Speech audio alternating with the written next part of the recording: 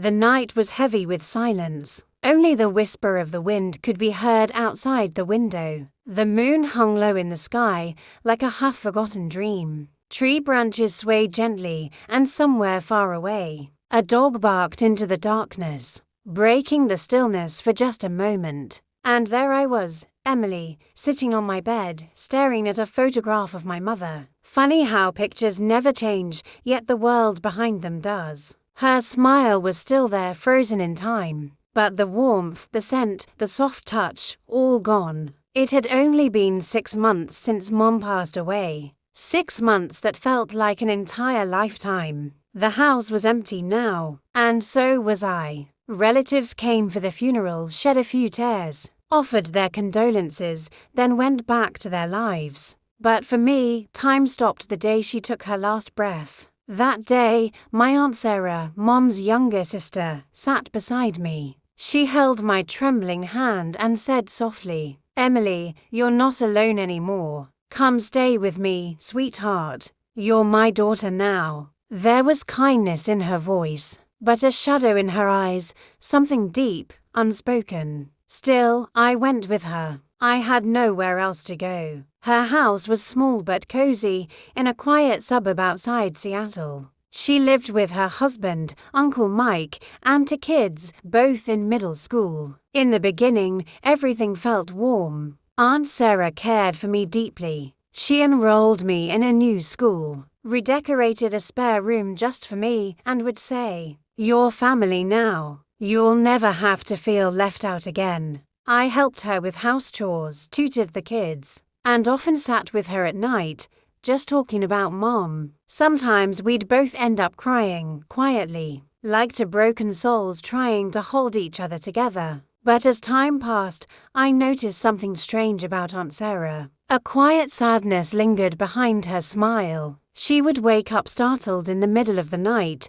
as if haunted by a memory. I once asked her gently, "Aunt Sarah, do you have bad dreams?" She looked away and said, "Some things, Emily, can't be healed with time. Some wounds just learn to hide." Her eyes glistened, the kind of tears that never fall but never dry either. I didn't ask again. Months went by. I did well in school, but that hollow ache inside me stayed. Aunt Sarah still took care of me, but her moods would shift suddenly. Sometimes she'd snap at small things, then apologize right after. There was always a look of fear in her eyes, as if a ghost from her past refused to let her rest.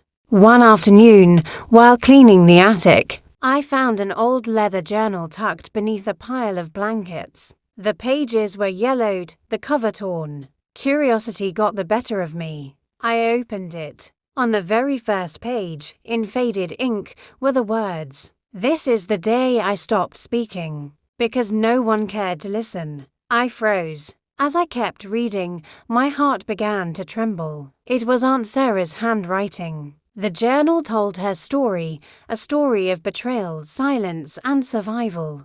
How after her marriage, she had endured emotional and physical abuse.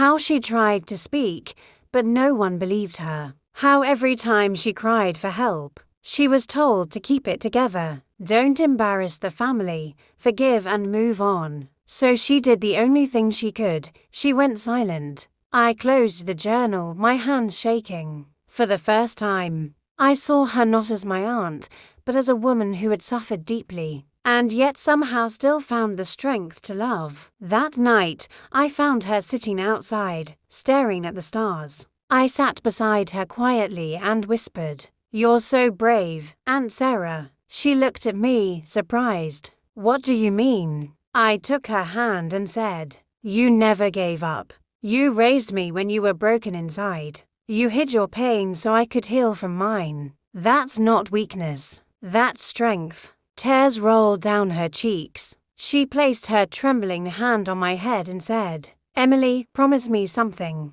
Don't ever let silence become your weakness. If the world breaks you, speak to God. He always listens." Her words stayed with me. The next morning, she was gone. Peacefully, quietly. Her silence had finally found rest. The hospital room felt unbearably still. But that silence, It wasn't empty anymore. It was a scream, a silent scream, that echoed inside me, pushing me to move forward. Today, I'm a psychologist. I work with young girls whose voices were once buried in silence, just like hers. In every session, I tell them, don't be afraid. Even if the world ignores you, your voice always reaches the one above. Aunt Sarah's journal still lies on my desk. Every year, I add one more page to it, and at the very end, I write, silence isn't weakness. Sometimes it's the loudest scream. When you listen with faith,